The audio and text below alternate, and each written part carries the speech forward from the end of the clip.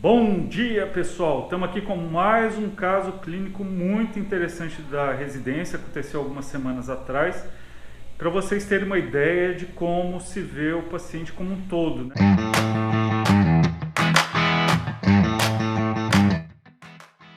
né? Um paciente com trauma de mandíbula, que tinha outras complicações associadas. Vou deixar os residentes explicarem para vocês.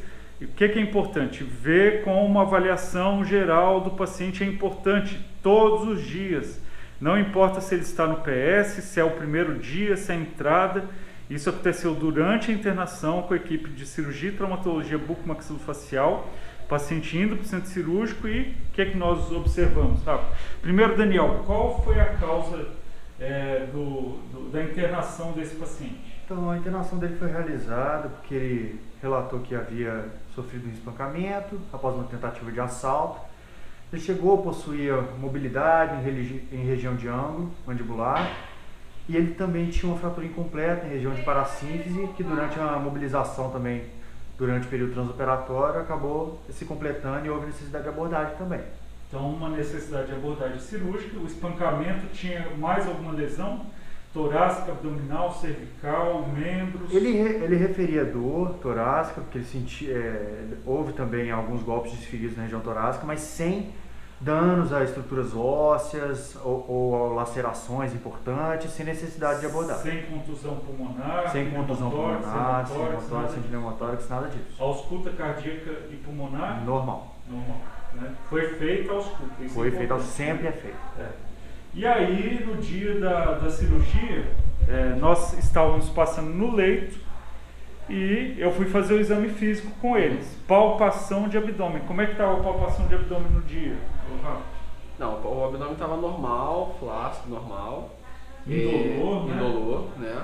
E como doença de base, só para complementar, ele referia que ele tinha problema de próstata. Ele só referia isso e que fazia medicação para tratamento de hiperplasia prostática benigna. Hiperplasia prostática, exatamente.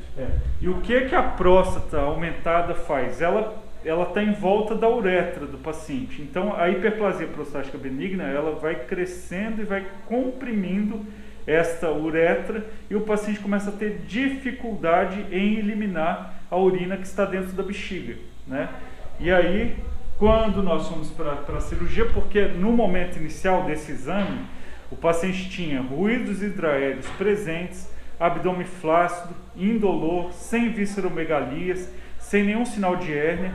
E quando chegou no centro cirúrgico, umas 4 horas depois, mais ou menos, como é que ele se apresentava? Então, a região do abdômen dele, né, se apresentava endurecida, aumentada, endurecida e indolor. Ele referia que ele não tinha conseguido ir ao banheiro, né, urinar. Então, essa região abdominal, né, estava bem aumentado o volume, né, na região de baixo ventre, próximo da bexiga. E aí foi diagnosticado um bexigoma. Exatamente, né? o bexigoma. O que é bexigoma? É a bexiga cheia de urina. Então, qual foi a conduta realizada no centro cirúrgico antes da cirurgia? Então, a gente teve que fazer a passagem de uma sonda vesical de alívio nesse paciente. Ia ser de alívio, mas acabou sendo de demora, né? Nós deixamos de demora. E o paciente, assim, foi importante porque não foi uma cirurgia, não era uma cirurgia longa, né? Por isso não tinha indicação da sonda vesical de demora, né? Que teoricamente a gente nem realizaria mesmo uma sondagem, mas perante ao exame clínico no centro cirúrgico e a gente tendo esse diagnóstico, foi importante para não ter outros problemas. Então a gente teve que passar uma sonda vesical de demora nesse paciente. E aí eu passei junto com eles lá no centro cirúrgico mais uma experiência, né, em relação à vida, ao cotidiano hospitalar e a esses diagnósticos, que realmente o paciente não é só uma fratura. Ele tem um sistema funcionando e você tem que estar atento a tudo isso. Por isso o exame físico é tão importante diariamente, sempre levando em consideração toda a história pregressa médica do paciente, a anamnese realizada e o exame físico inicial. Deu para aprender alguma coisa, Daniel? Sempre, chefe.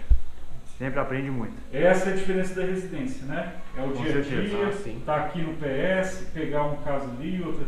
Muita coisa, muitas informações adicionais. Vale a pena? Pô, bastante. É fácil? Nem um pouco.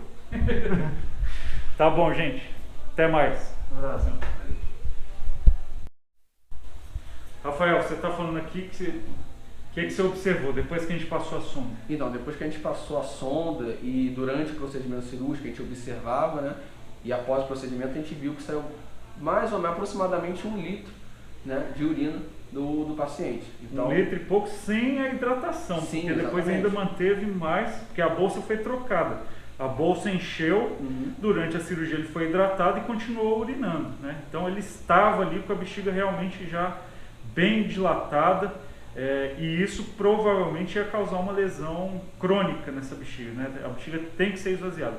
Por isso a importância de, em cirurgias longas, sempre passar a sonda vesical de demora, né? Tanto para controle de hidratação realizada pelo anestesista, para ver o débito urinário, é um parâmetro importantíssimo, como também para esvaziamento da bexiga, porque uma vez que o paciente está anestesiado, ele não tem a micção de forma espontânea. e só complementando que o paciente estava de jejum para o procedimento cirúrgico. Então, consequentemente, não estava bebendo líquido. Então, Mas estava com soro basal, né? Basal, Estava com isso. soro basal. 1 litrinho de soro glicosado com uma ampola de NaCl 20% e mais KCl 19,1%, uma ampola também correndo em 12 horas, de 12 em 12 horas.